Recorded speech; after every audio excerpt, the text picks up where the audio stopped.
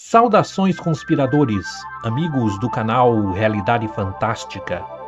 Este é mais um episódio da nossa série Livros Iniciáticos. E hoje com o livro Fragmentos de um Ensinamento Desconhecido. Antes de começarmos, já deixa aquele like da confiança. Se ainda não for, se inscreva em nosso canal e acione o sino de notificações para não perder nenhuma novidade, pois isso é muito importante para nós como produtores de conteúdo aqui no YouTube. Neste canal, já dedicamos um vídeo à enigmática figura de George Ivanovich Gurdjieff, o sábio armênio que apresentou ao mundo o quarto caminho.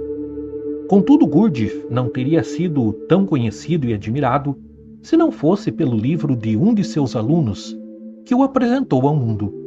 Trata-se de uma obra verdadeiramente iniciática, que impressionou pessoas em todo o globo e que ainda hoje, quase 100 anos depois de publicada, continua despertando grande interesse. Falamos do livro Fragmentos de um Ensinamento Desconhecido. Hoje conheceremos a obra e o seu autor. Piotr Demianovich Ouspensky nasceu em 1878 em Moscou.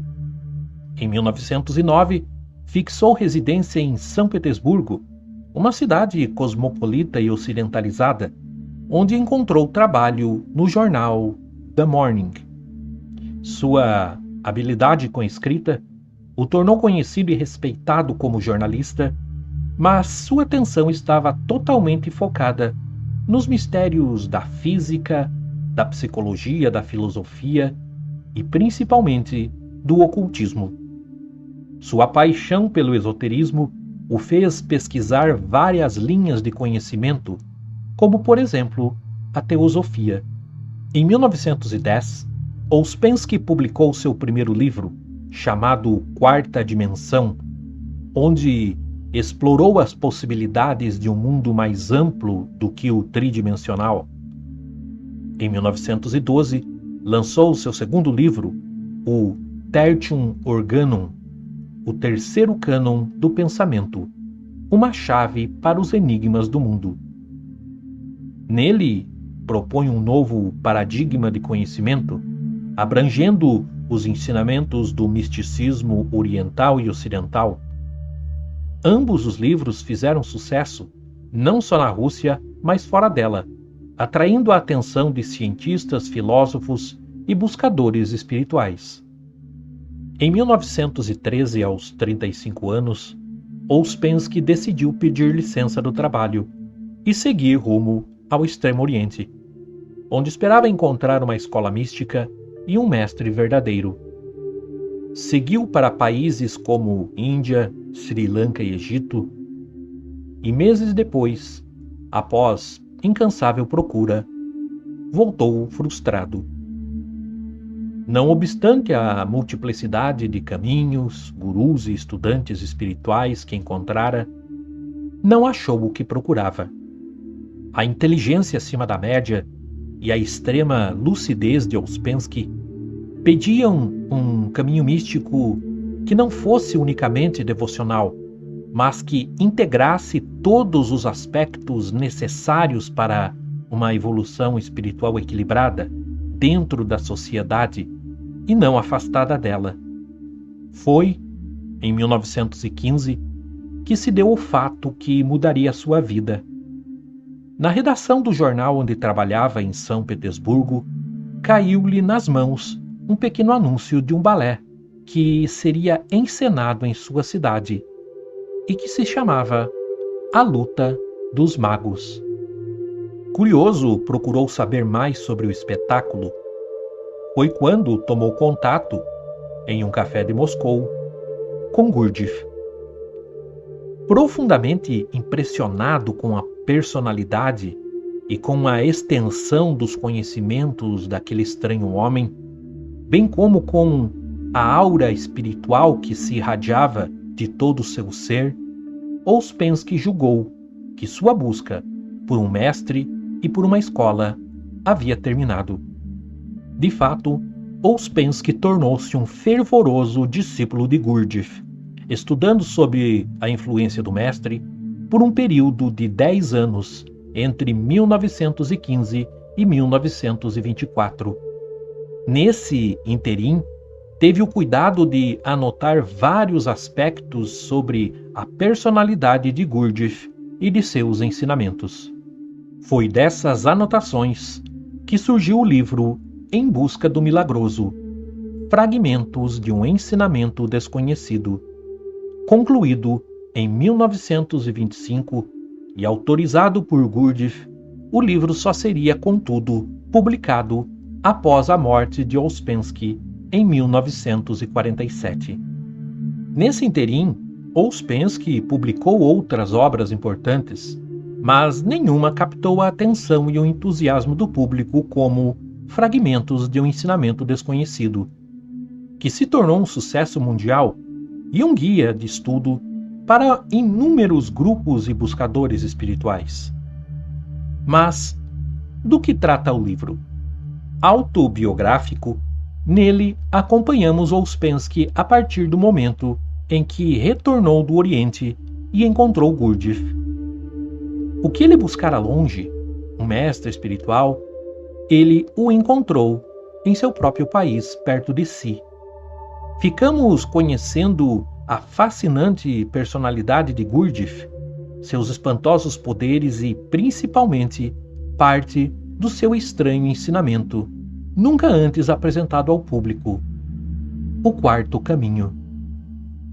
Levando em conta que as religiões tradicionais perderam as chaves mestras que permitem o verdadeiro despertar espiritual das pessoas, tornando seus fiéis ainda mais dependentes, Gurdjieff fala das vias místicas que permitem esse despertar, que ele reduziu a 3 e que chamava de o caminho do faquir, o caminho do monge e o caminho do yogi. Gurdjieff explica a extrema dificuldade dessas vias e, por conta disso, apresenta uma quarta, desenvolvida por ele, que integra todas as outras e na qual não é necessário renunciar à vida normal para despertar espiritualmente. Pelo livro somos informados ainda, sempre de acordo com os ensinamentos de Gurdjieff, da constituição esotérica do universo, desde a lei una, que se torna trinitária, e a partir daí se desdobra em novas leis cósmicas que tudo sustentam. Ficamos sabendo da relação dessas leis com as cores e notas musicais, bem como do estado sonambúlico e mecânico da maioria da humanidade, que não sabe nada a respeito de si mesma. Finalmente, conhecemos alguma coisa do método que Gurdjieff usava para despertar misticamente seus alunos escolhidos, incluindo aí as danças sagradas que Gurdjieff assistiu em mosteiros secretos do Oriente. De inspiração sufi, essas danças, sintetizadas e adaptadas por Gurdjieff, eram profundamente simbólicas e apresentadas em espetáculos públicos que tinham potencial de afetar espiritualmente tanto os dançarinos como a plateia. Ouspensky narra com maestria tudo isso no livro, que reúne fragmentos de um ensinamento que até então não tinha chegado ao público. No livro vemos como seu périplo com Gurdjieff e seu grupo ocorreu durante as convulsões da Primeira Guerra Mundial, o que obrigou o grupo a várias viagens até se fixarem em seu destino final, a França. Trata-se de um relato fascinante, em que as chaves essenciais do ocultismo e do esoterismo são dadas para quem souber ler e decifrar, fazendo do livro uma verdadeira mina para todos os buscadores da verdade. A obra, contudo, demanda leitura cuidadosa, muita reflexão e meditação, a fim de que as chaves que contém possam ser corretamente decifradas. No Brasil, o livro é publicado sob o título de Fragmentos de um Ensinamento Desconhecido, em Busca do Milagroso, pela editora Pensamento, estando ainda no prelo. Você pode adquiri-lo através do link na descrição deste vídeo. Fazendo assim, você também ajuda o canal Realidade Fantástica. Encerramos com um extrato escolhido da obra.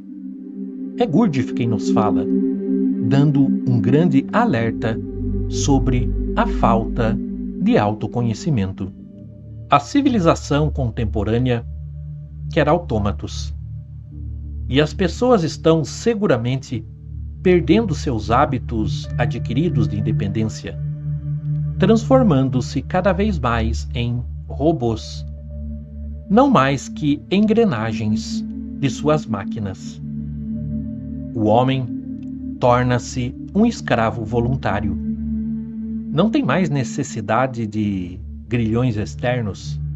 Começa a amar sua escravidão, a orgulhar-se dela. O homem mecânico não pode fazer um trabalho consciente, de maneira que a primeira tarefa de um trabalho de libertação é preparar auxiliares conscientes. Os sistemas e as escolas podem indicar os métodos e os caminhos, mas nenhum sistema, nenhuma escola pode fazer para o homem o trabalho que ele mesmo deve fazer. Um crescimento interior, uma mudança de ser, dependem inteiramente do trabalho que é necessário fazer sobre si. Nenhum crescimento real, isto é, nenhum crescimento dos corpos superiores no organismo, é possível sem a transformação e uma mudança das emoções. A ideia dessa transmutação era conhecida de numerosos ensinamentos antigos e até de alguns ensinamentos mais recentes. A alquimia da Idade Média, por exemplo. Mas os alquimistas falavam dessa transmutação sob a forma alegórica de uma transmutação de metais vis em metais preciosos.